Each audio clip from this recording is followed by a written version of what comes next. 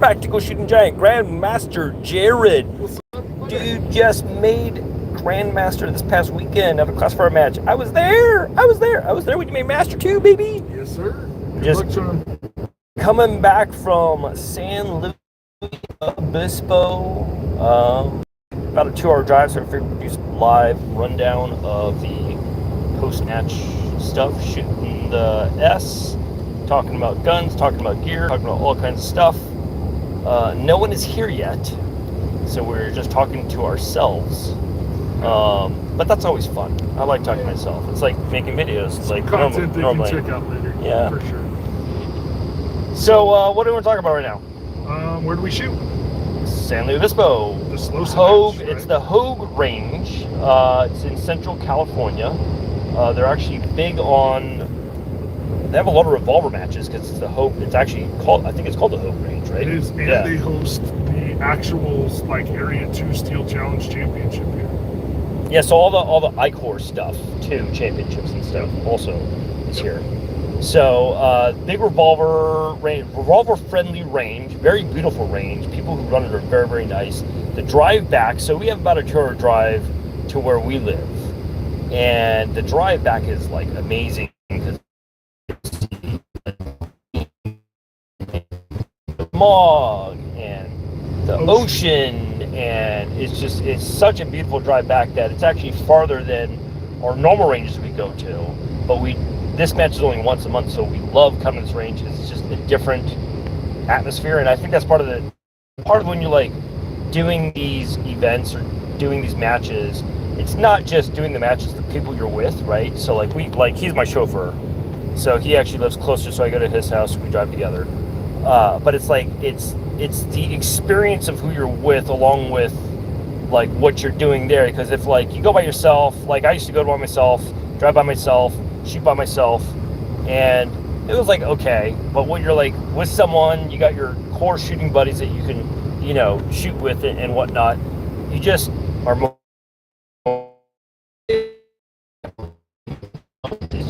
I think it's just a better experience. Well, and I would argue every club, because usually the same group of people design stages, every club has its own style. O-Shoot at Prado has its own style. NRG up at Route 66 has its own style. Swipple has its own style. Pyru has its own style. SoCal Practical out at Pyru. So does Slosa. And the stages here I always really enjoy because they do different stuff. I think we had 3 barrel starts today. Yeah, I think so. 3 barrel starts today.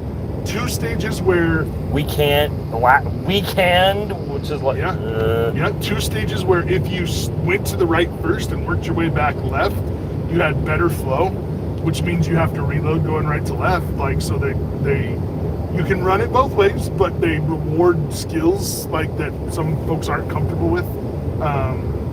And it's just a different one. They did a memory one today. They had a burner one today. Like, I enjoy the work that they put in here at Slosa. Yeah, they're a great crew. And the thing too, like, so we shoot all over the place, right? And so a lot of clubs, like every club has its different nuances, right? Like we shoot at one club that has all the stages on on a hill, Swipple, and so it's like depending on the time of day and how hot it is, like you could be tired, whatever, by the time you go up the hill. And then we have another stage, or we have another club where it's Prado Olympic Park is a little bit far for us.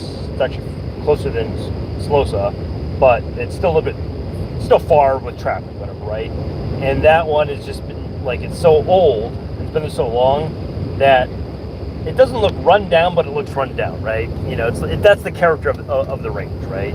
And then Slosa is kind of like the newer range that I've been to. I don't know how old it is, but from like just coming from those 2 matches, then Pyru's also got its own characteristics as well. So like there's 4 main clubs we shoot at, and each club kind of has characteristics. But I think driving to San Luis Obispo, it's the farthest one, but it's actually one of the most enjoyable to drive to. It's only like 20 minutes more. Yeah, when you compare to like Prado, yeah. And it's actually faster going home because there's no traffic, and then like you see the ocean, you see like there's the trees and greenery and stuff, and it's not just LA traffic, which is like can be miserable. So So Cobra, we both shot limited optics and carry optics. Yeah, this fool makes GM last weekend, and then he beats me by 4.2 match points in limited optics. That was my game, and this fool is already like trying to take over the world. I don't know about that, but I'm having fun. Okay. I had a lot of fun shooting. Cobra pushes me to go faster because that's not my strength. I tend to be very precise with my vision, and I need to go faster. So when I shoot with this guy, it makes me go faster because he rages. And so the thing too is like, I always go first, so he always gets to see what the hell I do, and then he can like gauge on how fast he wants to go or how slow he wants to go. And it is fun because like today, on three stages, you and I ran entirely different stage planes, and our times were within a second of each other, which was pretty, like, that's kind of cool to watch too, and sort of test, right, how do I see things, what's my strengths, how do I play to my flows. And so what'd you shoot in LO and CO today? So limited optics has been one of my main, well, I mean, limited optics is new, but it was my backup production gun that I converted to limited optics. So it's my 92X Performance with lock grips, pump swells that I helped design, and then the lock grips magwell that I also had input on. So it's basically like the Beretta that I'd shoot it anyway, but it's like because I had a lot of input on the aftermarket accessories that are kind of built the way I want it. So literally it's like my dream gun, and then I have run the Sig Romeo 3 XL as the optic. So it's a regular Gen 1 Performance with all the accessories that I like, with the Go Guns gas pedal, which is actually kind of cool. It's a little bit different than the connecting. It's a mag guide, not a mag well, so it is legal in carry optics, with the same setup of the lock grips, and then the pump swell grips with the Sig Romeo 3 XL and the Go Guns gas pedal. And then you're sponsored by Langdon Tactical. I am, so both of my guns are Langdon. For carry optics, I run the 92G LTT Elite with the lock grips, a Holosun 507 comp, and I also have the Wilson Combat mag guide. Interesting note about the mag guide: in Berettas, it replaces a factory part. Yeah, it replaces an OEM part, which is what, because it replaces the cap. You put that on a Glock, yeah, not legal, because then it becomes, what do they call it, the Seattle Slug? Yes. Isn't that the nickname for it? Yeah. So just an interesting understanding, but helpful. Because it's also not it doesn't fully surround the Correct. opening. It's just like a slant at the end where the plug would be. So that's why it's legal. So. Because I think it's pretty obvious on the Beretta that it replaces that plug for the hammer spring. But my limited optics gun is a Beretta 92X Defensive, also done up by Langdon. So the Langdon trigger job, Langdon optimized trigger bar, but also a Holosun 507 comp. So the trading company that I'm partner of, we've got a relationship with Holosun. We're not sponsored, but a good partnership with those guys. Do some T&E for them. They take good care of us. So I'm running 507 comps on both guns. Love that. It's huge. It's not as wide as the Romeo X3. It's a little, because of where the Langdon cuts sit, that dot sits pretty darn low, which I like. Really love that. Frankly, for the price, it's about, I don't know, half of what an SRO is. And we found out today that the backup sights on the Langdon, they do, could actually, because he forgot to turn his dot on, or his dot wasn't turned off, or I don't know what happened. So when you make ready, check your dot, because it doesn't matter what you're classified as, it's helpful to have. But he shot the stage pretty well, where the dot was off and he had the Langdon backup sights. And at first I was like, he's going a little bit slower than normal. It's because he's using the backup sights. Went 1 for 1 on steel though. Yes, you did. Yes, you did. Yeah, little bit slower, but that stage, you playing calibration at the end. Oh yeah. Or the 4 no shoots on a raw time classifier. One of those 3 things cost me the overall win in carry optics, but that's all right. We had good times today. So what happened on the very last stage is he shot last. So what I normally do on matches is is I usually shoot 2 divisions. So I either shoot like production and carry optics, or limited and limited optics, or production whatever. So I try and shoot 2 guns just because the time it takes for me to get to a range, it's like the time and gas and effort there. Well, I'm already there, so I want to shoot 2 guns, right? So today I'm shooting carry optics and limited optics, and usually whenever we do that, like I'll go first and last or first and whatever. And so I got Big J here into doing the same thing because it makes sense. Like it takes us 2.5 hours to get here, right? So it's no extra time for us to shoot because we're already there. So he also was shooting carry optics, limited optics, and he went last. So I'm first, he's second, then I'm like second to last, and he's last. And so he's dead last on this stage. And there's like 6 poppers at the end. Like, when you shoot poppers, you hear the audible steel. Check, and they shoot it, and it doesn't because something's wrong with the gun or with the. So I volunteered to do the calibration check. So he gets the. My point 7. So that was probably the difference of like the win versus the second place. It is what it is. At level 1s we go to learn, right? That's we right. Go to learn. I wouldn't call it practice, but it is a learning opportunity to test some new things. So more experimentation. Like today for me, it was all about aggression, trying to stay aggressive. And I felt like my eyes were aggressive, moving target to target. I was lazy in picking specific spots, hence why that popper didn't fall. Because I called that shot at the bottom of so it's the 8-inch, like the small poppers, right? Mini poppers. Right. So I called that shot at the bottom of the circle. It clearly didn't hit there because it would have gone down if it did, right? So would have gone down. So I see a couple people in the thing. I've never done this before, so I have no idea. Like, if you guys send me comments and stuff, like, how does that work? Can someone send me a question, comment, or something? I've never done this. A lot of people have asked for me to do this, and now I'm doing it, and I don't know what I'm doing. This is my training experience right here. Got a couple likes. Oh, people just drop. People come back. People drop. Come on. Hey, so to plug the guys you work with, what are the base pads that work with the Magwell you're running on the Beretta for LO? So Lock Grips makes the Magwell that I run on the Beretta. I had input on it, and the original design didn't work with. It only worked with, I think, Tony Systems, and we got it to work with Springer Precision and the Terran Tactical base pads, and then also found out that Henning's base pads, you have to get the Canik ones. You can't get the Beretta ones. You have to get the Canik ones to work. Oh, vehicle on shoulder head. We're driving, by the way, post match. So you have to get the Canik ones, and those will work with the Lock Magwell. But I believe Lock is actually going to be coming out with their own extended base pads to work with it. But we made it compatible when I was product testing it and giving feedback that I made sure that it was compatible with Springer Precision, Terran Tactical, and Tony Systems, because I was using, at that time, this was like a year ago when I was product testing it, I mainly had Springer Precision because that was really all that was out there. And then I got Terran Tactical base pads, and I got Henning's base pads. So pretty much, I think it works with almost everything. If you get the right ones. Yep. So what you should know about the Hennings, because I'm turning into a Henning snob.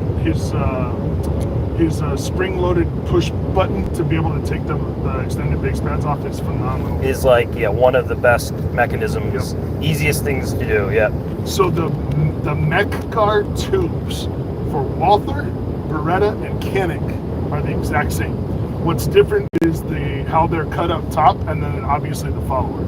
So Henning makes a base pad that'll go on, and it actually says Canik, Walther, Beretta. Right. That's the one you have to get if you want to run it with the Lock Grips Magwell. Because if you get just the Beretta ones, which the first double stack mag, and pretty much every double stack mag that came out in after that, up until I said about 5-10 years ago, were based off of that dimensions, the width and depth. The only difference is the angle in which it fits into the firearm, into the breech face, as well as obviously the bottom of the base pads, that angle. But the actual dimensions are the same. So because of that, the Berettas, the Walthers, and the Canics, their dimensions are exactly the same in terms of the angle of the base pads, because you put like a CZ base pad on it, it won't fit the mag guide. So the Walthers, Berettas, Canics, same thing, but it's because the SIG 226 series, the CZs, the Canics, Walthers, Berettas, they're all based off of the Browning high-powered double-stack mags. So that's a little history lesson of why that works that way. One other hack for Henning, and my buddy Brandon Powers on IG, I think he's just Brandon Powers, had some input on this one. The CZ Plus Zero base pads from Henning, he makes the CZ ones will fit your Beretta mags, which is but it's this really interesting, I don't even know what the part's called. It's like the deal that ejects or sticks out the bottom and it... Oh yeah, the aluminum, that's yes. Like that aluminum thing, yes, yeah, so yeah. So the aluminum one with the rod that's attached to it weighs a little bit. Yep. And so it helps weight down the base of the mag, so when you're running production, or I use them for carry optics and IDPA. Right. Because you can only run 10 round mags, so and you can't run extended base plates. Yeah. So when I run that one, it works perfectly. Yes. Because that's just a touch of weight. Yeah, so actually Plus Zero base pads for CZs or Berettas or anything, or they're all compatible, because the angle doesn't matter, because it's not an extended base pad where they have to fit within the gauge. So it's just a flat base pad. So they're all, like if you buy Lock, or if you buy Hennings, or if you buy Extrusion, whatever, they're all cross-compatible CZ, Beretta, Walthers. And then I think some will actually work on like a SIG 22 series, 229, 226, but it won't work on like the SIG 3, like the SIG 320s I think are too wide, and then like if you have a Beretta PX4, it's too wide. So certain of the newer magazines aren't based off of the Browning high powered, so it won't work that way. But watch out, construction we're driving. So they won't exactly work on some of the newer double stack bags, but like I said, all the old stuff up to 5-10 years ago, whatever, CZs, SIG P series stuff, Berettas, Walthers, they're all cross compatible. And Henning will not get you a free bump to open. Yes. So we've had problems with other manufacturers. No names will be mentioned, but they did not fit the mag guide. Last year we were at Area 2, right? Area 2 Championships, level 3 match, right? Yep, 2 dudes in our squad running the same manufacturer. 2 dudes got bumped to open, different guns too. Yep. Different platforms. One was an M&P, one was a CZ. One was a C. No, it was a SIG. SIG, you're right. Yes, he was running a 320. Yeah. Yep. So 2 people got bumped to open, same manufacturer, and then this monster, Joey Sauerland. Yeah. He was a master in limited last year. He was crushing Area 2 in limited. I was shooting limited, so he's a master. He was a master last year. I was A class, and he was the only other limited guy. I think he was the only limited guy in my squad.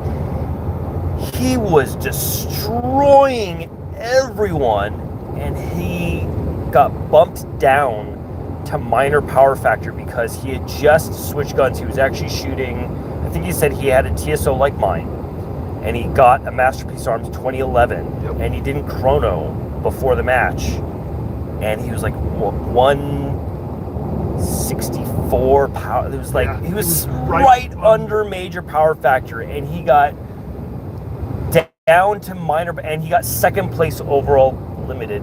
He would have won limited if he was if he had major he's a beast. He's a grandmaster now. And he's won every area championship except for Area 6, I believe. Yeah, I think. Wait, no, he just won one. He's won every area so far this year in limited except for 6 or 8. Yeah, one of them. Here's the crazy part: he's shooting the Open Nationals and was in second place yesterday with no friggin' dot. He's running his limited gun. He's a beast. He was a beast. I'd never heard of him before like we shot with him, and then I seen him shoot and see. Dude was the nicest guy. Yeah, really cool dude. And he was just like, he was a pleasure to shoot with. It was a nice surprise having him on our squad last year in Area 2. Yeah, I was supposed to shoot with him at Dragons Cup this year, but he a flight issue. He ended up in a different squad, but I got a chance to see him. It was awesome. He's a dope dude. Check him out. Yeah, super duper solid. Joey Sauerland, yeah. GM in Limited. Monster shooter. Yeah, so we actually had 3 people who got screwed in our squad. So Joey got screwed, Andrew got screwed, and Matt got screwed. But so, I heard there was 8 from Carry Optics to open because of same manufacturer, yeah. So possibly it was the actual mag gauge. Yeah, all of them were the same they manufacturer. think it was the mag gauge because mag gauges can be out of spec. So I think what they said was they're going to have 2 separate mag gauges next year. That way, if you fail one, they're going to put in the other, and if you fail both, then they'll bump you. But it was a clean amount of match bumps to open. Yeah, different. That's coming up in November for us. That'll be a fun match. Yep. And big guy right here is my chauffeur. He drives me around everywhere now. We have fun talking to the car and shooting the S and stuff. First time doing this though, so thanks everyone. Oh, we got some questions. Okay, so hey Matt. Matt says hey, thank you Matt for your hey. And we got another guy saying, okay, so what do we got? Someone saw me on the Broder forum trying to get some slides, 950 slides. Do I plan on using them in competition? Very good question. So to answer that, so the 92D slides are basically what the 92X Performance was based off of, because the 92X Performance doesn't have a slide mounted safety. It has a frame mounted safety. So if you cut there's a notch on the side of the slide that if you cut that, you could actually use it on your 92X Performance and the safety will work. So I tried to get a couple 92D slides, which I actually did end up getting. So whoever I bought them from off the Broder forum, thank you very much. And then I modified them to work on the 92X Performance, and I actually drilled out the front sight and put a fiber optic, because the old original 92D slides don't have dovetails, so you can't replace it with fiber optics. So I did some own custom work that I did myself, put a fiber optic in. There's no front cocking side serrations, and I actually like the balance of that because you have the heavier steel frame with the lightened regular FS style slide. So I actually tried that out. It works perfectly. But then the interesting thing is this was before the 92XI came out. So the 92XI is basically 92X Performance and a Vertec aluminum slide. Like, it's basically a Vertec that was modified to have a frame mounted safety, like the 92X Performance. We're back. Sorry guys, we're driving through the mountains. So the 92XI has been modified for frame HL. Thank you. Up, man. My channel got you in knowledge. And so you guys are coming up with some good questions. Any other questions? I see a dang it, and I froze, and some other stuff. Yeah, we're driving through. Just so you guys know, so what this is if you weren't here in the beginning, we got like a 2.5 hour drive back from the match we just shot at. It's like Central California, and we're like 2.5 hours away.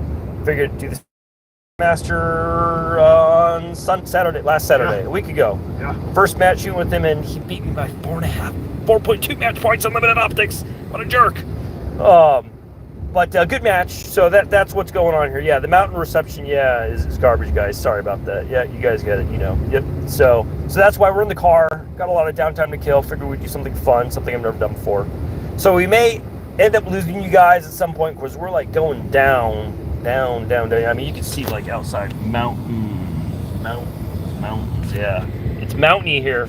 Wanted to interact with you guys. Matt, good question. MHL, good question. If you guys have more questions, obviously I guess MHL's on the Broder forum, and he sees me, so he sees what I am up to, trying to get those 92D slides for custom guns. All right, I got one. I'll throw you a question. All right, throw me a question. What followers are you using in your extended base pad mags for Beretta now? Okay, so I got 2 different kinds of. I mean, they're the 18 rounders, but some are what are they called? They're not nickel finish, right? And then there's the black finish. Oh, we're back. Sorry about that, guys. Woo, woo. Okay. Whoa. All right. 5 minutes later. All right. Oh, we're back. All right. 5 minutes later. All right, guys. Reception. We're going to talk after. We're going to take like a break in about 30 minutes anyway for lunch because we're out. 45 minutes, hour. I'll be back. Matt, hope to see you there.